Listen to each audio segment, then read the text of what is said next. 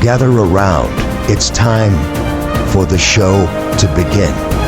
Ladies and gentlemen, this is... Hey everyone, my name is Jason. Hi friends, it's Desiree Josen.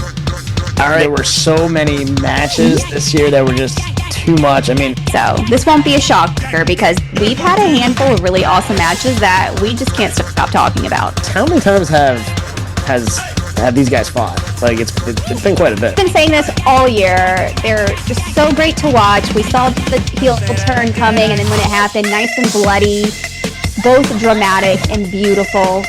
You are now entering the ring with Chutes and Ladders podcast. Here are your hosts, Desiree and Jason. Chutes and Ladders, Saturday night's main event recap. What's going on, everyone? My name is Jason. Hi friends, it's Desiree Josen. What a night in Salt Lake City. The energy inside the arena was electric, a sold-out crowd that brought the fire for every single match. The fans showed up and showed out, and Saturday night's main event once again proved why it's must-see TV. Des, what are your initial thoughts? Well, you know what? I had a great time watching it. It was a great way to spend my Saturday night. It was predictable, but enjoyable. And sometimes we don't need a lot of twists and turns to have a good night. So this was pretty solid. Absolutely. All right, let's kick it off with Cody Rhodes versus Drew McIntyre. We kicked it off with a war between the American Nightmare and the Scottish Warrior. Drew came in hungry, focused, and more vicious than ever, but Cody once again retained. Des, what are your thoughts on this match, and what's your grade? It wasn't terrible at all. I'm glad they started and opened with these two. That was a good way to start off strong. I just love how crazy Drew is, and how perfect is it, with a no DQ kind of deal, or a DQ for Cody to win or to lose. So, Drew can be sneaky and try to set up Cody, which he did a couple of times. And there was that one spot where he was at the announcer's table and he got to the count of 9. And I was like, are we actually going to let this happen? Luckily not. But what was it? He did like a DDT on the belt. It was pretty good. It was fun. It was a good cat and mouse. And all weekend before this, I was dead set on Cody. And then on Saturday, I was like, you know what? Drew may actually get the title. We may get a switch up. And I wouldn't be upset. But overall, very good. We predicted right. I will give it, just because it kept me on my toes for a little bit, like an A-. Yeah, A- is a good grade. So, couple things. One, love the fact that they opened, because I think it's always good to end the show with a world title change, which was what they did. I think that was smart. Mm-hmm. 2, the way they finished the match, I have a feeling they're going to have a rematch in Survivor Series. It's very rare for a guy to lose 3 times in a row, so we actually may get that title change, but at the actual next PLE. So that's what I think, but I think an A- is a good grade. Yeah. All right, now Tiffy Stratton versus Jade Cargill. Tiffy time went head-to-head with the dominant Jade Cargill. This was a back-and-forth match that was flashy, fierce, and strategic. What are your thoughts on this match, and what's your verdict as far as a grade? Well, we called this already. We saw this coming.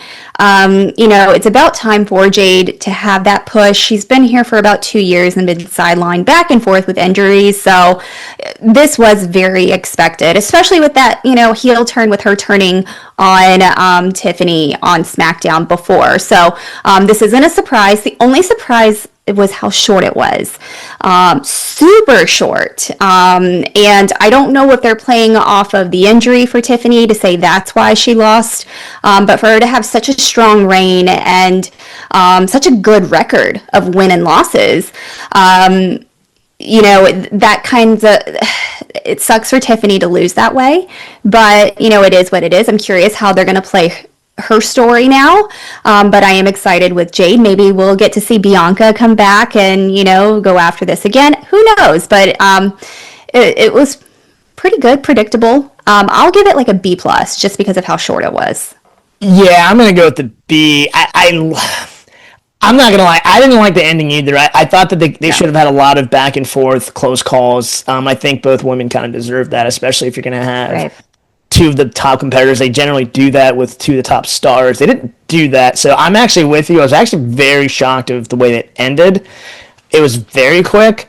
I thought it could have been better, but I think the goal was to get Jade the title, and more than likely, I think she's going to end up taking on Bianca for WrestleMania. Which again, we're approaching WrestleMania time, so these storylines are starting to settle. Yeah.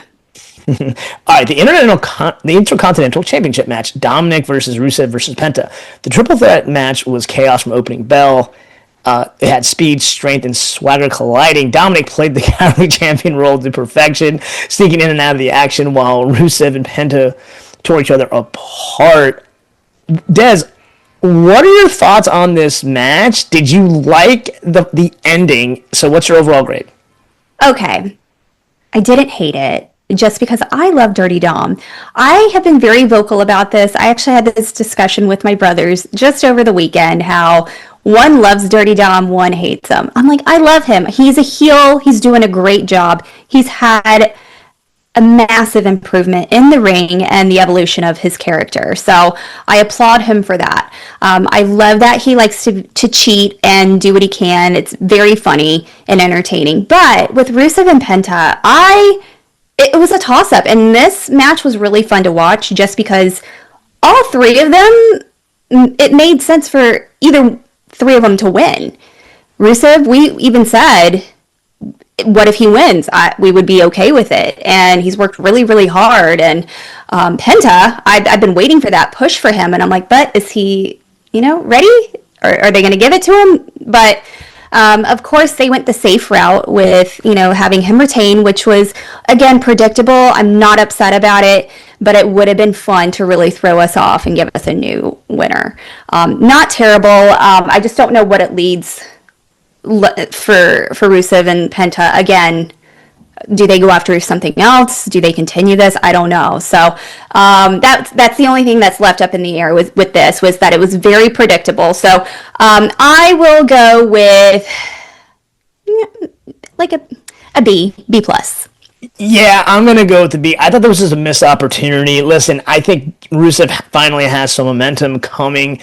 I think the crowd would have reacted very positively. What I'm hoping to see is the crowd actually elevating Rusev, kind of like how they did Rusev Day a couple years ago. I think because the crowd, you could feel it. The crowd definitely wants to push him. Penta as well. But I think, generally speaking, WWE fans have a tendency to rally behind guys that they think are ready for that push. Yeah. With Cody a couple years ago, I think Rusev's that guy now, especially because he has been through so much, been released, etc. We saw that with R-Truth early on. I really want Rusev to get it, and I listen, Dominic has had the title enough. He's already over. I don't think he needs to continue to have the title right now. So I'll give it a B. I really wish Rusev would have had the title, and you know what? Hopefully they have another match, because this was actually a really solid match overall. Yeah, they have really great chemistry, all three of them together. Yeah, absolutely. All right, now it's main event time. Main event, Jey Uso lived up to the nickname, taking CM Punk to the limit. The emotion was raw. The crowd was split. Jey nearly had it with the super kick Uso splash combo, but Punk's veteran instincts was well-timed, and a well-timed GTS sealed the deal. Dez, did this main event live up to its height? What's your grade? It did keep me on my toes. It was a great way to end the main event. One thing I did notice was, did you see the lack of audience participation when Jey came out? Usually you see every arm eating, you hear this huge pop, and it was only the people that were sitting around the stairs that was actually eating. So I was like, ooh, is he losing momentum? Is he getting some heat on him? Like, how are they going to act if he does happen to win? And I knew if he did win, a lot of people would be pissed off. So, again, we predicted this. Punk, of course, he got... He should have won Rumble. Jey won, and then with Seth cashing in and taking his title away so quickly, yeah, I get it. And out of those two, I really wanted Punk to get it. So this will, of course, and Seth is slated to be back in April of 2026, right on time for WrestleMania. So who knows? It may be Seth and Punk for Mania. Who knows? But overall, they did keep me on my toes because I was like, if Jay wins with a submission, like he did a sleeper with Gunther, I was like, I'm going to be livid. I literally jumped to my feet. I was like, no, absolutely not. So glad we ended right on the dot of the final minute for 9 o'clock with Punk winning. So, you know what? I enjoyed it. I'll give it an A. Yeah, I'm going to give this an A. I thought this was a great match. A lot of back and forth. It was kind of cool to see the crowd split. I'm with you. Generally speaking, I think the crowd would have been super behind Jay, but people love CM Punk. I mean, he really is the best in the mic right now. He knows how to have the crowd at eating from the palm of his hand. And I'm one of them. I kind of flipped over earlier this year during the midseason grades.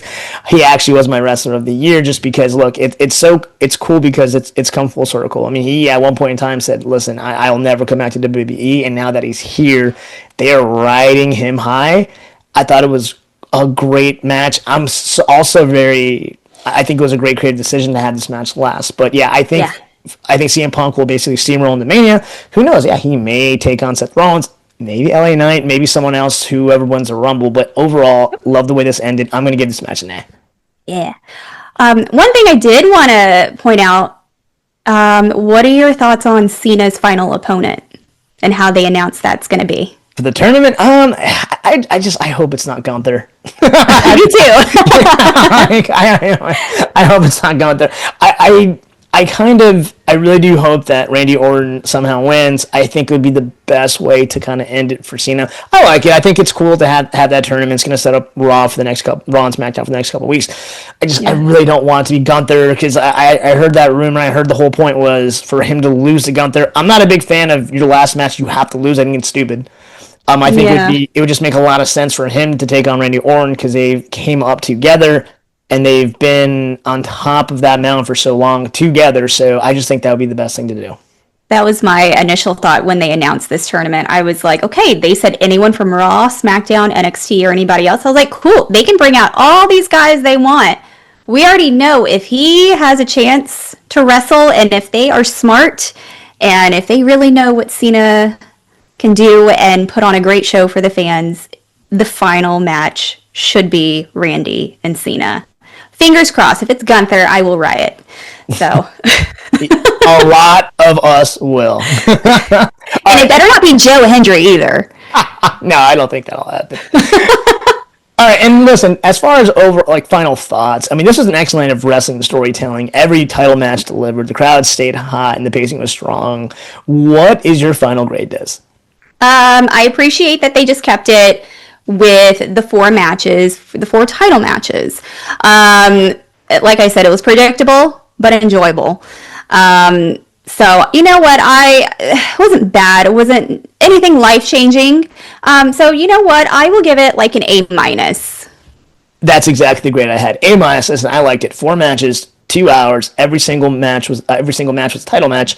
And there were 2 world title changes. So, I mean, this was actually a lot better than I actually thought. I will say the one thing that they had an unfair advantage. I mean, the World Series on last night. Their college football was amazing yesterday. Yep. So they went up against some heavy competition, but you know what? Even with that, they brought a great show. So hats off to them because that's not an easy thing to do. Nope. All right. Well, that wraps up this episode of Chutes and Ladders. If you enjoyed the recap, make sure to like, share, and subscribe at the Chutes and Ladders. And like always, please like, share, and subscribe both on YouTube and Spotify. Once again, my name is Jason. I'm Desiree Josen. All right, until next time, have a blessed day and a blessed week. Have a great week. Bye, friends. This has been Chutes and Ladders. Follow us for more content.